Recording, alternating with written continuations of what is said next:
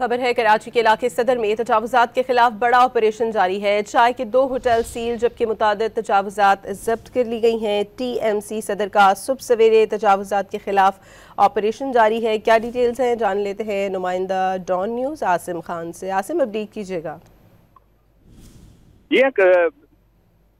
Commissioner Karachi की जानिब से अहकामात पर सदर भर में जो है इंक्रूटमेंट के खिलाफ ऑपरेशन जारी है। आज भी सुबह सवेरे जो है तजावुजात के खिलाफ ऑपरेशन किया गया है, जिसमें 2 मजीद चाय खाने जो है वो सील किए गए हैं और अब तक 250 से जायद चाय खाने सील किए जा चुके हैं। इस वक्त सदर में जो ऑपरेशन चल रहा है उसमें म्युनिसिपल कमिश्नर सदर आसिफ मिठानी और इंचार्ज शाहनवाज की क़यादत में किया जा रहा है, जिसमें न सिर्फ होटल सील किए गए हैं बल्कि मुतादिद तजावुजात को भी जब्त किया गया है और सड़कों को क्लियर कराया जा रहा है। जबकि अब तक सील किए गए होटलों के हवाले से कोई SOPs नहीं दी गई हैं जो गुज़िश्ता 20 से 25 रोज से बंद है।